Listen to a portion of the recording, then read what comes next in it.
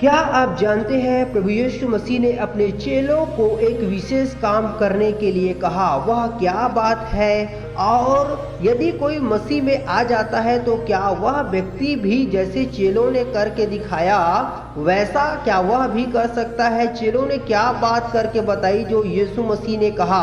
आइए इस बातों को यदि आप जानना चाहते हैं तो आप अपने जीवन में परमेश्वर के काम को प्रकट होने के लिए आप इस वीडियो को शुरू से लेके अंत तक देखें और चैनल को सब्सक्राइब करें और वीडियो को जरूर लाइक करें और अपने कमेंट बॉक्स में आपके मन में जो भी बातें चलती है, वीडियोस चाहते हैं, प्रार्थना निवेदन है, उसको जरूर लिखें और परमेश्वर में आशीषित होते जाएं।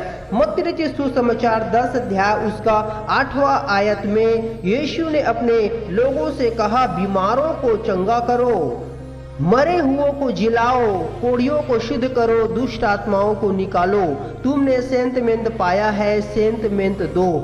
सर्वप्रथम कहा बीमारों को चंगा करो। क्या कहा? बीमारों को चंगा करो। मरे हुओं को जिलाओ। क्या कहा? मरे हुओं को जिलाओ। कोढ़ियों को शुद्ध करो, दुष्ट आत्माओं को निकालो।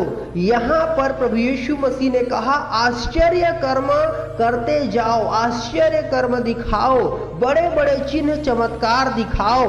परमेश्वर यीशु ने कहा तुम्हारे जीवन से सामर्थ के काम दिखे, तुम्हारे जीवन में से वो चंगाइयां निकले, वो मरे हुओं को जिलाने वाली सामर्थ्य निकले, कोढ़ियों को शुद्ध करने वाली सामर्थ्य निकले, दुष्ट आत्माओं को निकालने वाली, दुष्ट आत्माओं को निकाल कर फेंक देने वाली सामर्थ्य निकले और दुष्ट आत्माएं तुम्हारे सामर्थ्य के द्वारा निकलने पाए। तुमने सेंतमेंत पाया है, सेंतमेंत दो।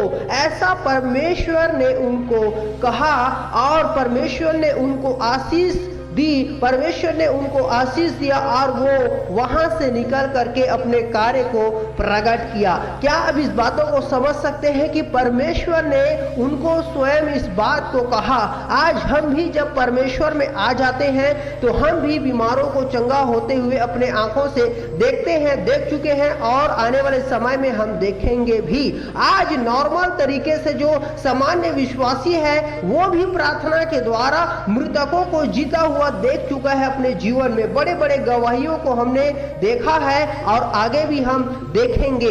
क्या आप इस बातों से समझ सकते हैं कि परमेश्वर ने कहा बीमारों को चंगा करो, मतलब कि बीमारों को चंगा करने के लिए परमेश्वर ने उनको आशीष दिया, उनको सामर्थ्य दिया। इसका अर्थ है कि बीमारों को चंगा आने वाले समय में हमको भी करना पड़ेगा। हमें मृतकों को उठाने के लिए कहा गया है, चेलों को मृतकों को उठाने के लिए कहा गया है। जो कोई भी परमेश्वर में आता है, यदि वो परमेश्वर के निकट में बना रहता है तो वो आश्चर्य कर्म अपने जीवन के द्वारा देख सकता है, आश्चर्य कर्म अपने जीवन के द्वारा प्रकट करा सकता है, वो बड़े बड़े काम कर सकता है। परमेश्वर ने कहा तुम भी काम कर सकते हो, जैसा मैंने काम किया है तुम भी मेरे जैसा काम कर सकते हो। परमेश्वर ने इस बात को बताया। क्या आप इस बात से समझ सकते हैं कि परमेश्वर कैसे आश्चर्य कर्म कराने के लिए अपने चेलों को आशीष दे रहा है? अर्थात परमेश्वर का राज्य सिर्फ बातों में ही नहीं, सामर्थ्य में भी है। अर्थात सामर्थ्य के बिना जिस प्रकार से आप जान सकते हैं हम कुछ भी चीज करते हैं, यदि उस चीज का महत्व ना हो तो उस चीज को करने में कोई भी लाभ नहीं होता है। यदि हम एक बड़ा सा बिल्डिंग बनाए, उसमें कोई व्यक्ति रहता ही नहीं है, उसका कोई उपयोग ही नहीं करता है, तो उसको बनाने का कोई भी लाभ नहीं है। वैसे ही जब हम मसीह में आ जाते हैं और हम इतने लंबे समय तक मसीह में हो गए, हमने किसी के लिए प्रार्थना नहीं किया, हमने किसी के लिए दुआ नहीं किया, हमने किसी को सांत्वना नहीं दिया, हमने किसी को वचन नहीं सुनाया, आपके जीवन से लाभ होना चाहिए। मसीह में जब आप आ गए हैं आपके जीवन से लाभ होना चाहिए। प्रभु ने कहा तुम जगत की ज्योति हो, तुम्हारा उजियाला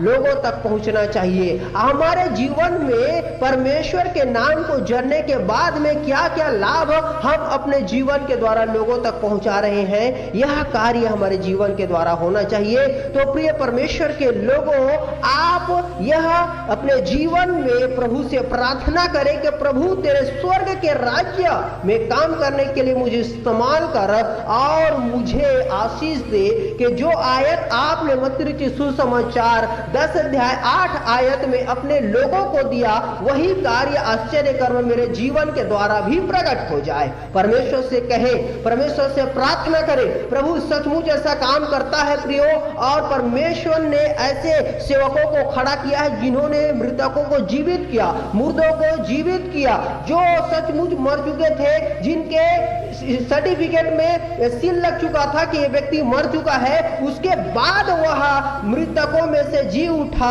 डॉक्टर उसे मृत घोषित कर चुके थे, लेकिन उसके बावजूद भी प्रभु के सेवकों के प्रार्थना के द्वारा वो व्यक्ति जीवित हो गया।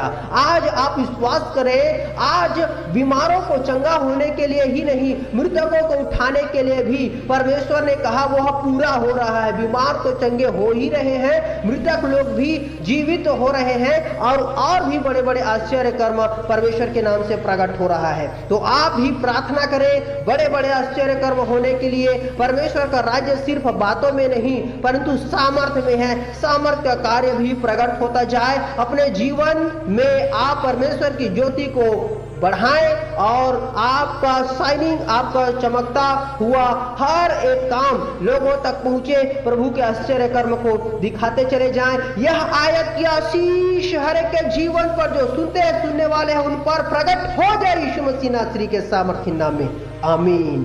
God bless you, praise the Lord. Like करें, सब्सक्राइब करें और कमेंट बॉक्स में जिससे भी रिलेटेड वीडियोस चाहते हैं उसको आप जरूर लिखें। God bless you, praise the Lord.